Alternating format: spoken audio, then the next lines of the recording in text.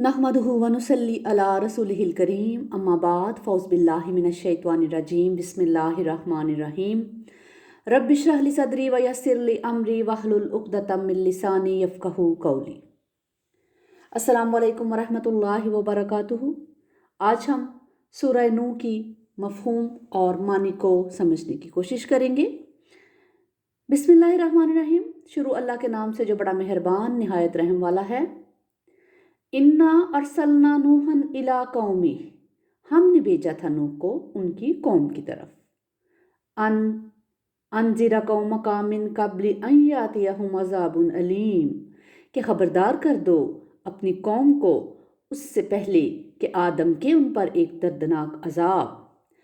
काला या कौमी इन्नी लकुम नज़ीरुम मुबीन, आप अलैहिस्सलाम ने कहा, ऐ मेरी कौम के लोगों, मैं तुम्हारे लिए वाज़े तौर पर एक खबरदार करने वाला हूँ। अनिबुदुल्लाह वत्तकूहु व अतीऊन, कि तुम लोग अल्लाह की बंदगी करो, उसका तकवा इख्तियार करो और मेरी अताअत करो। यह नबी और रसूल में फ़र्क के हवाले से एक अहम बात नोट करने वाली है कि हज़रत नूह अलैहिस्सलाम ने अपनी कौम से अपनी इताअत का मुतालबा अल्लाह के रसूल की हैसियत से किया था। किसी नबी अलैहिस्सलाम ने अपनी कौम से कभी ये नहीं कहा कि तुम लोग मेरी अताअत करो।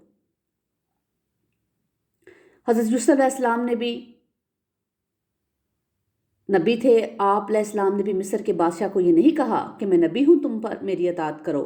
और ना ही आप अलैहिस्सलाम ने मिस्र के लोगों से मुहातब होकर कहा कि मुझ पर ईमान लाओ वरना तुम पर अल्लाह की तरफ से अजाब आ जाएगा। बल्कि हज़रत यूसुफ अलैहिस्सलाम के दौरे नबूवत में बादशाह अपनी जगह पर बादशाह रहा।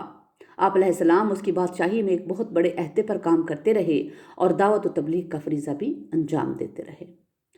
गोया अंबिया कराम अलैहिस्सलाम की दावत अमूमी नोयत की थी कि तुम लोग अल्लाह के नेक बंदे बनो, अल्लाह का हुक्म मानो। लेकिन जब किसी नबी को किसी कौम की तरफ कोई ख़ास मिशन देकर भेजा गया तो वो अल्लाह के रसूल और अल्लाह के नुमाइंदे बनकर उस कौम की तरफ गए और इसी हैसियत से उन्होंने मुतलका कौम से अपनी अताअत का मुतालबा किया।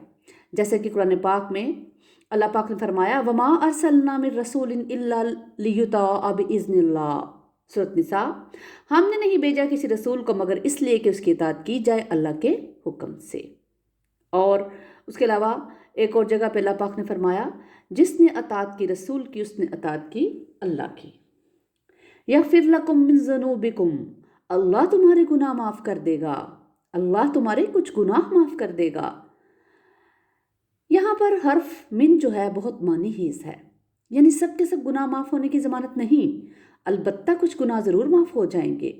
उसकी तावील ये है कि अल्लाह ताला अपने हकूक़ तो जिसे चाहेगा और जब चाहेगा माफ़ कर देगा, लेकिन हकूक़ुल इबाद के तनाज़ात के हवाले से वो इंसाफ के तकाज़े पूरे करेगा। इसलिए रोज़े महशर मुतलका फ़रीक़ैन के दरमियान बाकायदा लेन देन का एहतमाम कराया जाएगा।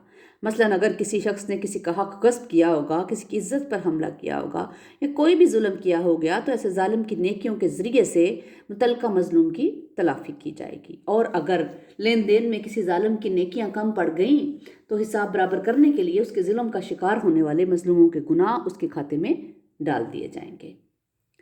वयुअख़िरकुम इला अजलिम मुसम्मा, और तुम्हें मोहलत दे देगा एक वक्त मुअय्यन तक।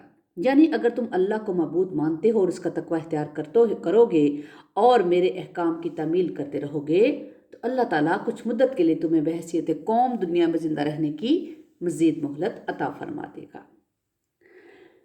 इन्ना अजलल्लाहि इज़ा जाअ ला युअख़्खरू लौ कुन्तुम तालमून, अल्लाह का मुकर्रर करदा वक्त जब आ जाएगा तो उसे मुअख़्खर नहीं किया जाएगा, काश कि तुम्हें मालूम होता। काला रब्बी इन्नी दाअउतु कौमी लैलन व नहारा, नूह ने अर्ज़ की, परवरदिगार मैंने तो अपनी इस कौम को रात दिन दावत दी है। फलम यजिदहुम दुआई इल्ला फिरारा, लेकिन मेरी इस दावत ने इनमें कुछ इजाफा नहीं किया सिवाय फिरार के, यानी मेरे इस शब रोज़ की दावती मसाई के नतीजे में उनके गुरेज और फरार में ही इजाफा हुआ है। जितना जितना मैं उनको पुकारता गया उतने ही ये ज़्यादा दूर भागते रहे। व इन्नी कुल्लमा दाअउतुहुम लितग़फ़िर लहुम वजअलू असाबिअहुम फ़ी अज़ानिहिम, और मैंने जब भी उन्हें पुकारा ताकि तू उनकी मग़फ़िरत फरमा दे तो उन्होंने अपनी उंगलियां अपने कानों में ٹھونس لی، وستخشوا ثیابہم، اور اپنے کپڑے بھی اپنے اوپر لپیٹ لیے، واسروا واستکبروا استکبارا، اور وہ ضد پر اڑ گئے اور انہوں نے استکبار کیا، بہت بڑا استکبار۔ ثم انی دعوتہم جہارا، پھر میں نے انہیں بلند آواز سے بھی پکارا، ثم انی اعلنت لہم واسررت لہم اسرارا، پھر میں نے انہیں اعلانیہ دعوت بھی دی اور خفیہ طور پر بھی سمجھایا۔ یعنی حضرت نوح علیہ السلام اپنی قوم کو کھلم کھلا تبلیغ بھی کرتے اور لوگوں سے تنہائی میں انفرادی ملاقاتیں کر کر کے ایک ایک کو سمجھاتے۔ فَقُلْتُ اسْتَغْفِرُوا رَبَّكُمْ، پس میں نے ان سے کہا تم اپنے رب سے استغفار کرو، اِنَّهُ كَانَ غَفَّارًا، یقیناً وہ بہت بخشنے والا ہے۔ يُرْسِلِ السَّمَاءَ عَلَيْكُمْ مِدْرَارًا، وہ تم پر آسمان سے خوب بارشیں برسائے گا۔ یعنی اگر تم اللہ کے فرمانبردار بندے بن کر رہو گے تو وہ تمہاری دنیاوی زندگی میں بھی تمہارے لیے آسانیاں پیدا کر دے گا، تمہارے علاقوں میں خوب بارشیں برسائے گا جس سے تمہارے رزق میں اضافہ ہوگا۔ ان الفاظ سے یہ بات بھی پتہ چلتی ہے کہ نوح علیہ السلام کی بعثت کے بعد کسی دور میں اس قوم پر خشک سالی اور قحط کا عذاب آیا تھا، جیسے نبی پاک صلی اللہ علیہ وسلم کی بعثت کے بعد مکہ میں بھی بہت سخت قحط پڑا تھا۔ ایسے چھوٹے چھوٹے عذاب دراصل ہر رسول کی بعثت کے بعد متعلقہ قوم کے لوگوں پر وقتاً فوقتاً اس لیے مسلط کیے جاتے تھے تاکہ وہ خواب غفلت سے جاگ جائیں اور اپنے رسول کی دعوت کو سنجیدگی سے سنیں۔ وَيُمْدِدْكُمْ بِأَمْوَالٍ وَبَنِينَ، اور بڑھا دے گا تمہارے مال اور بیٹوں سے، وَيَجْعَلْ لَكُمْ جَنَّاتٍ وَيَجْعَلْ لَكُمْ أَنْهَارًا، اور تمہیں باغات عطا کرے گا اور تمہارے لیے نہریں روا کر دے گا۔ مَا لَكُمْ لَا تَرْجُونَ لِلَّهِ وَقَارًا، تمہیں کیا ہو گیا ہے کہ تم اللہ کی عظمت کے امیدوار نہیں ہو؟ یعنی اس آیت کا مطلب یہ بھی ہے کہ تم اللہ تعالیٰ کی عظمت کو تسلیم نہیں کرتے، اور دوسرا یہ کہ تمہیں اللہ تعالیٰ کی عظمت اور صفت سے کوئی خوف نہیں آتا۔ فی الحال تو اللہ تعالیٰ تمہیں ڈھیل دے رہا ہے، لیکن اس کی ڈھیل کی بھی ایک حد ہے، اور تمہیں یہ بات معلوم ہونی چاہیے کہ اللہ تعالیٰ جب کسی کو پکڑنے پر آتا ہے تو اس کی گرفت بہت سخت ہوتی ہے۔ تم ان سب باتوں کا خیال کیوں نہیں کرتے؟ آہے تم کیوں اس کی نافرمانیاں کرتے ہو اور اس کے ساتھ شریک ٹھہراتے ہو؟ اس کے غصے اور اس کی گرفت سے بے خوف کیوں ہو گئے ہو؟ وَقَدْ خَلَقَكُمْ أَطْوَارًا، اور اس نے تمہیں پیدا کیا ہے درجہ بدرجہ۔ أَلَمْ تَرَوْا كَيْفَ خَلَقَ اللَّهُ سَبْعَ سَمَاوَاتٍ طِبَاقًا، کیا تم نے نہیں دیکھا کہ اللہ نے کیسے پیدا کیا ہے 7 آسمانوں کو طے بر طے؟ وَجَعَلَ الْقَمَرَ فِيهِنَّ نُورًا وَجَعَلَ الشَّمْسَ سِرَاجًا، اور ان کے اندر اس نے چاند کو روشنی اور سورج کو چراغ بنایا۔ وَاللَّهُ أَنبَتَكُم مِّنَ الْأَرْضِ نَبَاتًا، اور اللہ نے تمہیں اگایا ہے زمین سے جیسے سبزہ اگایا جاتا ہے۔ اس نے تمہیں مٹی سے پیدا کیا، نہ صرف تمہارے جسم کے تمام اجزاء زمین سے لیے گئے ہیں بلکہ اس جسم کی پرورش اور بقا کے لیے تمہیں خوراک بھی اسی زمین سے مل رہی ہے۔ ثُمَّ يُعِيدُكُمْ فِيهَا وَيُخْرِجُكُمْ إِخْرَاجًا، پھر وہ تمہیں لوٹا دے گا اسی میں اور پھر نکالے گا تمہیں جیسے نکالا جاتا ہے۔ وَاللَّهُ جَعَلَ لَكُمُ الْأَرْضَ بِسَاطًا، اور اللہ نے تمہارے لیے زمین کو بچھا دیا ہے بچھونے کی طرح۔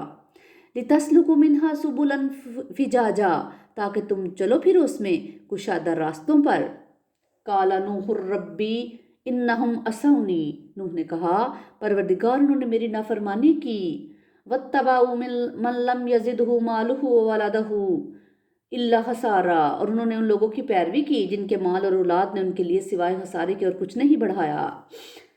یعنی انہوں نے کہا کہ پروردگار تو نے مجھے ان کی طرف رسول بنا کر بھیجا تھا اور کسی پس و پش کے بغیر میری اطاعت لازم تھی ان پر، لیکن انہوں نے تو میری جی بھر کر نافرمانی کی ہے، اور مال اور اولاد کی کثرت نے انہیں غرور و تکبر میں مبتلا کر دیا ہے۔ یہ لوگ میری کوئی بات سننے کو تیار ہی نہیں ہیں۔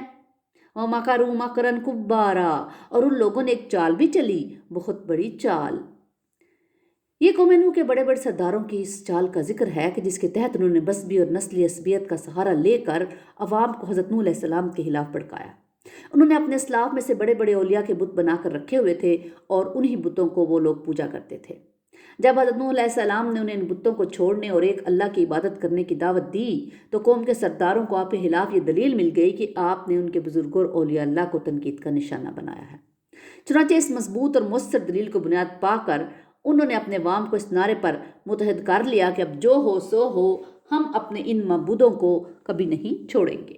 وَقَالُوا لَا تَذَرُنَّ आलिहातकुम, और उन्होंने कहा तुम अपने इन मबूदों को हरगिज छोड़ना बैठना। वन तलकल मलाउ मिनहुम अनिमशु फस्बिरू अला आलिहातिकुम इन्ना हाज़ा लशय्युन युराद। ये सूरत स्वाद में है। और चल पड़े उनके सरदार ये कहते हुए कि चलो जाओ और जमे रहो अपने मबूदों पर, यकीनन इस बात में तो कोई गर्ज पोशीदा है। वला तज़रुन्ना वद्दम वला सुवाआ वला यगूसु व यऊकु व नसरा, हरगिज मत छोड़ना वद को, सुआ को, यगूस को, यऊक को और नसर को। ये सब उस कौम के बुतों के नाम हैं और उनमें से बेशतर औलिया अल्लाह की शख्सियात के बुत थे। यगूस के तलफ़्ज़ में गयास या गौस की मुशाबहत से भी बहुत अंदाज़ा होता है कि ये औलिया अल्लाह में से किसी ऐसी शख्सियत का बुत था जिसे वो लोग अपना फरियाद रस समझते थे। दरअसल हज़रत आदम और हज़रत नूह अलैहिस्सलाम के दरमियानी ज़माने में बहुत से अंबिया कराम गुजरे थे। हज़रत शीस और हज़रत अदरीस इस दौर के नबी थे। ज़ाहिर है इन पैगम्बरों के पैरोकार बहुत नेक लोग और औलिया अल्लाह भी होंगे। चनाचे बाद की नस्लों के लोगों ने अक़ीदत और एहतराम के जज्बे के तहत इन औलिया अल्लाह की मूर्तियाँ बना ली। शुरू में वो इन मूर्तियों का एहतरामन सलाम करते होंगे, लेकिन बाद में रफ्ता रफ्ता उनकी बाकायदा पूजा शुरू कर दी गई। इस तरह आज हमारे यहाँ भी बाज़ लोग अपने घरों में औलिया अल्लाह और पीरों की तस्वीर बड़े अहतमाम के साथ अवीज़ा करते हैं और बल्कि इन तस्वीरों के गलों में बाकायदा हार भी डाले जाते हैं। इसी तरह से कुछ घरों में ख्वाजा मोइनुद्दीन अजमेरी, हज़रत बख्तियार काकी और बाबा फरीद शकरगंज रहमतुल्लाह अलैहिम तीनों बेयक वक्त तस्वीरें लगाकर उन पर हार भी डाले जाते हैं। ऐसी रवायात जब नस्ल दर नस्ल आगे बढ़ती हैं तो तदरीजन वो बुत परस्ती की शक्ल अख्तियार कर लेती हैं।